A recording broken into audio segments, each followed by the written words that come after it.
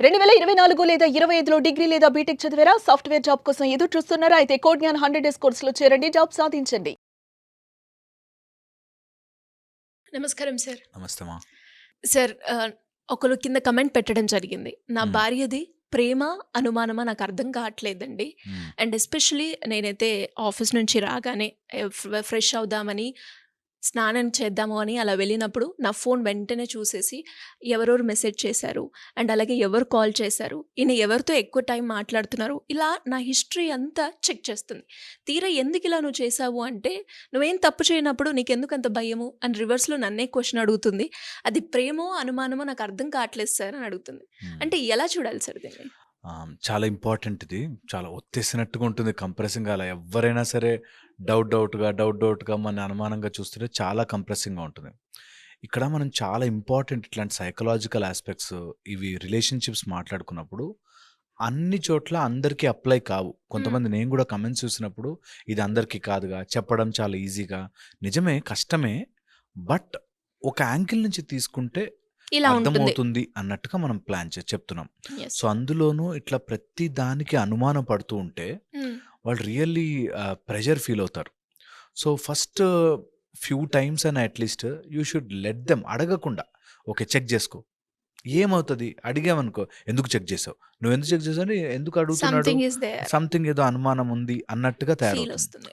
Are ఏదో episode జరిగి ఉంటుందట్లా. హ్మ్. దట్ ఎవరో క్లోజ్‌గా మాట్లాడడం కానీ, ఎవరన్నా ఇంతకు ముందు ఏదైనా మెసేజ్‌లు చూసుండడం గానీ, ఒక వైఫ్ నా దగ్గరకొచ్చి చెప్పింది. ఆయన చాలా మంచాయన సార్. కానీ నేను ఒక్కసారి చూసాను ఒక మెసేజ్. ఆయన దాంతో మాట్లాడడము, రిప్లై ఇవ్వడము, ఆ మెసేజ్‌కి రిప్లై ఇవ్వడం కూడా జరిగింది. బట్ ఎప్పుడు మా లైఫ్‌లోకి డిస్టర్బెన్స్ రాలేదు. నాకన్నీ చేశాడు. కానీ అది ఎందుకు మాట్లాడాల్సొచ్చింది అలాగా? ఒక ఎపిసోడ్ ఎందుకలా జరిగింది? అది పోనీ పెళ్ళికి ముందు అని అనుకుంటే వేరు కానీ, ఇప్పుడు జరిగింది నేను తట్టుకోలేకపోతున్నాను అనేది ఒక వైఫ్ యొక్క వాదన. సో, నిజంగా కూడా ఎవరికైనా అట్లాంటి ఎపిసోడ్ జరిగితే చాలా అనుమానంగా ఉంటుంది. హ్మ్. So, break that. ఎవరైనా ఇప్పుడు మనకు మెసేజ్ చేసిన ఆయన కూడా ఒకవేళ నిజంగా ఆమెకు అట్లాంటి డౌట్ ఉంటే కొన్ని రోజులు లెట్ హర్ సీ.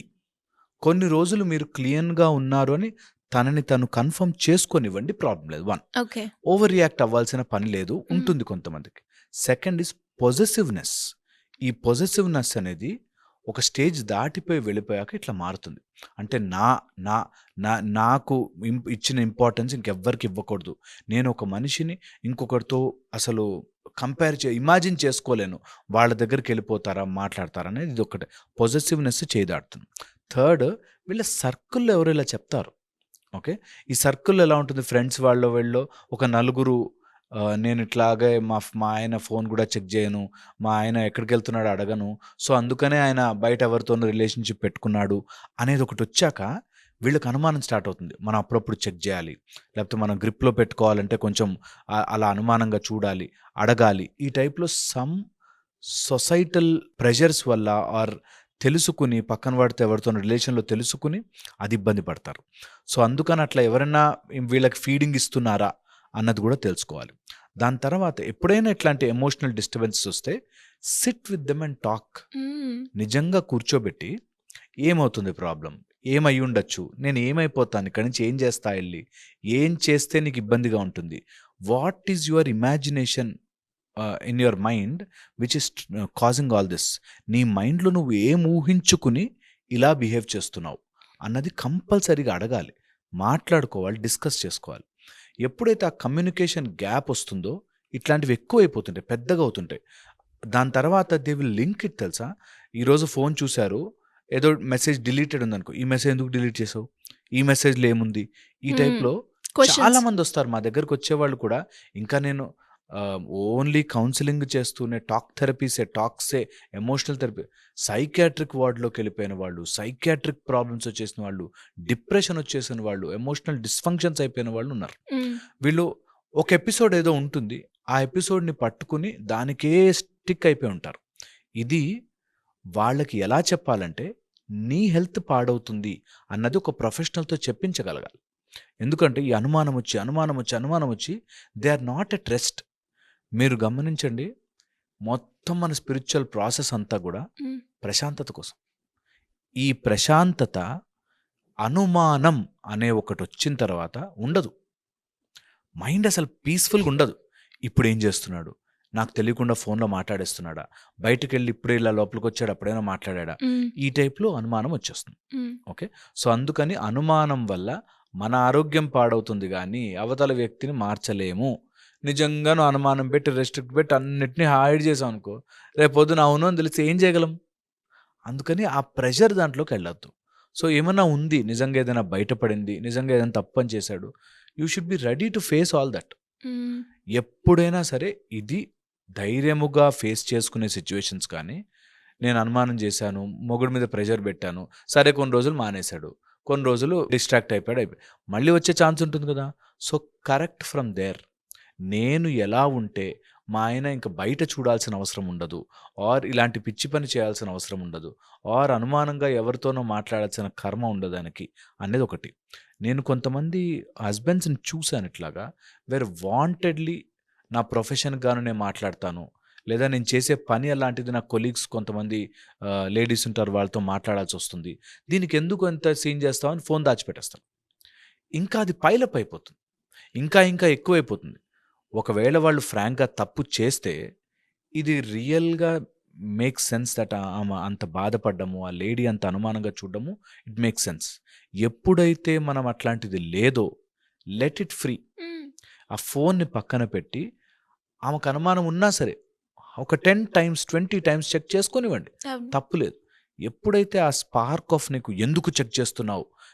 నన్ను అనుమానిస్తున్నావా అని వస్తుందో, దెన్ మీ మధ్యలో స్ప్లిట్ తయారవుతుంది. ఎప్పుడు కూడా వైఫ్ అండ్ హస్బెండ్ మధ్యలో స్ప్లిట్ రాకూడదు. హ్మ్. ఎప్పుడైనా స్ప్లిట్ వచ్చిందంటే అది పెద్దదే అవుతుంది. సో, అందుకని you have to become a team. And కలిసి కూర్చొని మాట్లాడి, దిస్ ఇస్ ద ప్రాబ్లమ్, ఇట్లా జరిగింది. అవును, ఒకళ్ళు ఎవరైనా అట్లా మెసేజ్ చేసుంటారు. That doesn't matter to me. నేను కరెక్ట్‌గా ఉంటాను అని. And it is a responsibility of the husband to prove it to wife. నిజంగా వైఫ్ అడిగితే హ్మ్. ప్రూవ్ చేయాల్సిందే. It's a responsibility. అంతే. నువ్వు బాధ్యత. నువ్వు బాధ్యత. నువ్వు ఒక నమ్మి నీ కోసం ఒక ఆవిడొచ్చి, హ్మ్. నీకు సర్వస్వం ఇచ్చి, నీతోనే ఉండి, నీ పిల్లలు కని, నీ బాధ్యతలు పంచుకునే దాంట్లో ఉంటే, హ్మ్. అలాంటి ఆమెకు అనుమానం వస్తే చెప్పాలి. ఎందుకలా బిహేవ్ తీర్చాలి. చేశావు? చెప్పు answer. It should be your responsibility. అరే! నేను చెప్తాను. నేను ఇలా అవుతుంది అని చెప్తాను అన్నది చాలా చాలా ముఖ్యమైన విషయం. సో, అందుకని చెప్పండి, తప్పే లేదు. భార్య అడిగితే నా భార్య నా మీద అనుమానపడుతుంది, అవసరం లే. అంత దాచిపెట్టుకునే పని ఏదైనా చేస్తున్నావు అంటే అది దాచిపెట్టుకునే చీకటి పనే అవుతుంది. ఎంత చేసినా ఈమెకు అర్థం కాదండి, ఈమెను టార్చర్ భరించలేము, ఈమె ఇట్లా చేస్తుంది, అట్లా చేస్తుంది అంటారు. ఏది చేసినా she is your Lakshmidevi. She is your part. She is your half. You have to face it. అది ప్రతి మ్యారేజ్ అయిన ప్రతి భర్త భర్త తెలుసుకోవాలి. గుర్తుపెట్టుకోవాలి. దట్ నా వైఫ్ నన్ను అడగకపోతే ఎవరిని అడుగుతది? నీ మీద అనుమానం వచ్చి పక్కింటోడిని అడిగితే బాధ. హ్మ్. నిన్నే ఎందుకు ఇట్లా చేస్తున్నావు అని అడిగే స్వేచ్ఛ నువ్వు ఇవ్వాలి. నీ ఫోన్‌లో నేనేమో చూసాను. ఏంటది అంటే, నా ఫోన్ చూస్తావా అని ఎగురుతున్నావు అంటే రాంగ్. ఏమైతది, నా భార్య నా ఫోన్ చూస్తే ఏమైతది? వి హావ్ సీన్ లైఫ్‌ని ఇన్నేళ్లుగా బ్రతుకుతున్నాము. నా భార్యకి నా మీద అనుమానం వస్తే నేను తీరుస్తా. హ్మ్. అవునా? అట్లనా? Come on, let's do it. And ఆ స్పేస్ కూడా వైఫ్ ఇవ్వగలగాలి. దట్ ఓకే, నిజంగా ఏదైనా తప్పు పని చేసేదుంటే, నా దగ్గర చెప్పుకోకుండా దాచిపెట్టుకునే చేసే పని, ఆ స్పేస్ నేనిచ్చాను అంటే, దాచిపెట్టుకునేలాగా బిహేవ్ చేసే ప్రెషర్ నేను పెట్టాను అంటే, నేను కూడా ఎక్కడో తప్పున్నాను అనే స్టెప్ బ్యాక్ కూడా వెయ్యాలి. హ్మ్. దట్ నేను ఒక మనిషి నాకు చెప్పుకోలేక దాచిపెట్టుకున్నాడు అనే అది గుణం. ఏ సందర్భాల్లో అవుతాయి సార్? చాలా సందర్భాల్లో అంటే ఎలా తెలుసా? మనం ప్రెషర్ పెట్టి ప్రతి దానికి అనుమానం ఉంటే, ఇంక మామూలు విషయాలు కూడా చెప్పరు. మామూలు విషయాలు కూడా చెప్పరు. నీకు చెప్తే ఏదైనా సింపుల్ విషయము, "ఈరోజు ఇలా జరిగింది తెలుసా? ఎందుకు చేశారు మీరు అలాంటి పని? మనకెంతమంది ఎంతున్నారు తెలుసా? మన పరువేం కావాలని" ఓవర్‌గా రియాక్ట్ అవుతున్నాననుకో ప్రతిదీ, ఏం చెప్పినా ఇంత రియాక్ట్ అవుతుంది. చెప్పను. నిజంగా ఇలా ఉన్నాయి అవును సిట్యుయేషన్స్. సార్. దట్ అవునవును. ఒక సైడ్ కాదు, ఒక సైడ్ బోత్ సైడ్స్. అవునవునవును. 2 టీమ్‌లో ఇద్దరు కూడా ఫాల్ట్ ఉంటుంది. సో, అందుకని యాక్చువల్‌గా కౌన్సెలింగ్ మేము చేసే దాంట్లో అదే ఇంపార్టెంట్. దట్ వద్దులమ్మా, అట్లా ఉండదు. నువ్వు ప్రెషర్ పెట్టకూడదు. అలా నువ్వు ఇలా బిహేవ్ చేయకూడదు. ఇలా ఉండాలని ఎంత చెప్పినా వాళ్ళు ఒక మైండ్ సెట్‌లో ఉండిపోయి ఫిక్స్ అయిపోతారు. అండ్ మారడానికి ట్రై చేయరు. వాడిదే తప్పని ఒప్పించు. మా దగ్గరకొచ్చి నా భర్త తప్పని ఒప్పించు. ఆ భర్తొచ్చి మా భార్య తప్పని ఒప్పించు. ఆమె అన్నీ ప్రతి దానికి సీన్ చేస్తది సార్, ఏం చెప్పాలని. మీరన్నట్టుగానే సార్. అంటే ఎప్పుడు కూడా 2 వెర్షన్స్ ఉంటాయి. ఒకటే వెర్షన్ వల్ల మనకెప్పుడు గొడవ రాదు అని చెప్పారు. అంతే. అండ్ ఇప్పుడు కూడా మనం మాట్లాడుకునేటప్పుడు నాకు అర్థమైంది. భార్య చెప్పే స్కోప్ ఇవ్వనప్పుడు, ఒక ప్రెషర్ క్రియేట్ చేసినప్పుడే ఇలాంటివి హైడ్ చేసే అవకాశం ఉంటుంది అని. అండ్ అలాగే ఇలా హైడ్ చేశాము అని అడిగినప్పుడు, నా భార్యనే కదా, నేను ఆ స్పేస్ ఇచ్చి క్లియర్ చేద్దాము అనకుండా నన్ను అడిగింది, నన్ను అనుమానిస్తుంది అన్న ఈ 2 వెర్షన్‌లోనే ఇక్కడ డిస్టర్బెన్స్ క్రియేట్ అవుతుంది అని అర్థమైంది. ట్రూ. అంటే ఎలా మనం క్లియర్ చేయాలి ఇక్కడ? ఇప్పుడు వెరీ ఇంపార్టెంట్ ఇందులో డైరెక్ట్ బ్యాడ్, ఇండైరెక్ట్ బ్యాడ్ అని 2 ఉంటాయి. హ్మ్. ఇప్పుడు వాడు నిజంగా చెడ్డవాడు. నిన్ను హాని చేయడానికి, ఆస్తి కొట్టేయడానికి, లేకపోతే నిన్ను రోజొచ్చి తాగి కొట్టడానికి, లేకపోతే really person itself is bad అనుకోండి. హ్మ్. వాడిని మార్చలేమింక. నువ్వు ఊరికే ప్రెషర్. అలాంటి వాడిని డీల్ చేసే పద్ధతులు లీగల్ సిస్టము, మనకి పోలీసు వ్యవస్థ, లేకపోతే దాన్ని పంచాయతీ పెట్టి తేల్చుకోవడము, పెద్దవాళ్ళని పిలవడం, ఈ ప్రాసెస్. హ్మ్. The other process indirect bad. ఆయన తప్పు చేస్తాడేమో అనుకుని నువ్వు బాధపడ్డావు. హ్మ్. ఇండైరెక్ట్‌లీ. ఆయన లేజీగా ఉన్నాడనుకో, ఒక కపుల్ తెలుసు నాకు. అతను సండే ఎంజాయ్ చేస్తాడు. లేజీ ఉంటాడు. ఓకే. ఊరికే అన్నీ ఒకేసారి సర్దేసుకోవడం గాని లేజీ ఉంటాడు. ఆ లేజీనెస్ ఈమె తట్టుకోలేదు. Indirect bad. ఆయన డైరెక్ట్‌గా హార్మ్ చేయడు. But okay. అదొక ఇరిటేషన్ వాళ్ళకి. సో, అలాగే ఇండైరెక్ట్ బ్యాడ్ పీపుల్‌ని మనం కొంచెం వాళ్ళ ఫ్రీ టైమ్ అది అనేది మనం అర్థం చేసుకుంటే, ఆ ఇండైరెక్ట్ బ్యాడ్ ఎఫెక్ట్స్ మన మీద పడకుండా ఉంటాయి. ఆయన ఫోన్ చూపిచ్చాడు. దానివల్ల నిజంగా హార్మ్ లేదు. ఇంటికి అన్నీ చేస్తున్నాడు, మీతో బాగుంటున్నాడు, సినిమాలు తీసుకెళ్తున్నాడు, ఫ్యామిలీతో హ్యాపీగా ఉంటున్నాడు. ఆయన ఫోన్లో ఏమి నువ్వు 4, 5 సార్లు చెక్ చేసినా దొరకలేదు. అయినా కూడా ఎందుకు అని ఇండైరెక్ట్ బ్యాడ్ మనకి మనం ఇన్ఫ్లిక్ట్ చేసుకోకూడదు. హ్మ్. ప్రాబ్లమ్‌ని క్రియేట్ ప్రాబ్లమ్ని క్రియేట్ చేసుకోకూడదు. సో, అది వెరీ వెరీ ఇంపార్టెంట్. సబ్స్టాన్షియల్‌గా ఎవిడెన్స్ దొరికింది, నేను ఇట్లాగే ఉంటానంటున్నాడు, డైరెక్ట్ బ్యాడ్. హ్మ్. సో, ఈ రెండిటి మధ్యలో డిఫరెన్స్ తెలుసుకోకపోతే ఆ ప్రెషర్ క్రియేట్ అయ్యి you will have lot of trouble. So, అందుకని ఎవరైనా ఇట్లాంటి కన్ఫ్యూజన్లో ఉంటే, ఆర్ అనుమానము అనే భూతము మనలోకి వస్తే, ఆ భూతానికి మనం చెప్పాల్సింది, బాబు నేను చెక్ చేసుకుంటా, ఒక 4 సార్లు అడుగుతా, మాట్లాడతా, తెలుసుకుంటా. నిజంగా ప్రాబ్లం ఉంది, ఆయన మోసమే చేయాలనుకున్నాడు, ఇంకో రిలేషన్‌షిప్‌లోకి వెళ్ళిపోయాడు, లేదా తప్పుడు పనులు ఏమైనా చేస్తున్నాడు, నేను డీల్ చేసే ధైర్యం తెచ్చుకుంటా.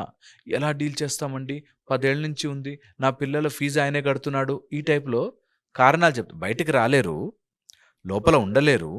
ఆయన మనకు తగ్గట్టుగా బిహేవ్ చేసేస్తే బాగుంటుందని చెప్పి, మీరేమైనా మ్యాజిక్‌లు చేయొచ్చు కదండీ, తంత్రాలు చేసేయచ్చు కదండీ, ఈ టైప్‌లో వస్తారు. అవి జరగవు. మీరు మీ ఓన్‌గా దీన్ని ఎట్లా కరెక్ట్ చేసుకోవాలి, ఎలా ఫేస్ చేయాలి, ట్రూ. ఎలా సాల్వ్ చేయాలి, ఎలా తట్టుకుని నిలబడాలి, ఇవి ప్రాసెస్‌లు. అంతే తప్ప కన్‌ఫ్యూజ్ అయిపోయి, ఆ గొడవలో నేను ఇలాగే ఉంటాను, అయ్యో అని బాధపడితే, ఒక తల్లి వచ్చి ఆమెను హగ్ చేసుకొని, ఊరుకో నాన్న అంత సీన్ లేదక్కడ. అంత ఎమోషనల్‌గా మనం డైవర్ట్ అవుతున్న కొద్దీ bad things keep on happening to us. ఇది చాలా ఇంపార్టెంట్ అర్థం చేసుకోవడం. సో, అనుమానం వస్తే తీర్చాల్సిన బాధ్యత భర్తకి భర్తది ఉంది. అండ్ నీకొచ్చి చెప్పుకునేంత ప్రేమ స్వరూపంగా ఉంటే, అన్నిటికీ నువ్వు ఇలా ఎందుకు చేసావు అని కాకుండా, అరే మా ఆయన నాకు వచ్చి చెప్తాడురా బయటికి, టెన్షన్ వస్తాడు కదా అనే దాంట్లో ఉంటే నిజంగా రిలేషన్షిప్ బాగుంటుంది. True sir. ఈ 2 రాని చోటే కాంబినేషన్ అనేది. డిస్టర్బ్ అయినప్పుడే అన్ని రిలేషన్షిప్స్ ఇంతే. 99% రిలేషన్షిప్స్ పాడవుతున్నాయంటే కారణం ఇదే. చెప్పుకునే స్పేస్ ఇవ్వరు, కమ్యూనికేషన్ ఉండదు. అర్థం చేసుకోరు. Yes sir. డెఫినెట్‌గా. అంటే ఇది కామన్‌గా కూడా మనం చూస్తూ ఉంటాం. ప్రతి భార్యాభర్తల్లో ఒకానొక సందర్భంలో ఇది జరిగే ఉంటుంది. అండ్ అలాగే మీరన్నట్టుగానే ఇటు మనము భర్తది తప్పు అనలేము, భార్యది తప్పు అనలేము కాబట్టి, మీరు చెప్పిన ఈ 2 పాయింట్స్ కనుక ఏదైతే ప్రెషర్ పాయింట్ స్కోప్ ఇవ్వలేదు అనేది గుర్తుపెట్టుకోవడము, నా భార్యనే కదా చూపిస్తే ఏంటి అని చూపిస్తే ఈగోకి పోకుండా ఉంటే చాలా బాగుంటుంది ఆ రిలేషన్షిప్.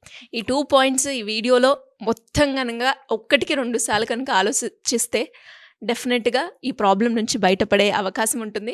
అండ్ చాలామంది ఈ ప్రాబ్లమ్ గురించి సైకాలజిస్ట్‌ని కూడా కలవడం మనం చూస్తూ ఉన్నాం. ఇక్కడే ఈ వీడియోలోనే మీ అందరికీ కూడా ఒక మంచి క్లారిటీ వచ్చింది అని అనుకుంటున్నాను. ఇంకా ఇలాంటి ఎపిసోడ్స్ గురించి మీకు కనుక ఇన్ఫర్మేషన్ కావాలి అంటే పార్ట్ 2 అని మీరు టైప్ చేస్తే ఖచ్చితంగా మేము వాటి గురించి ఎపిసోడ్ అనేది మేము చేస్తాం. Thank you sir. Thank you so much.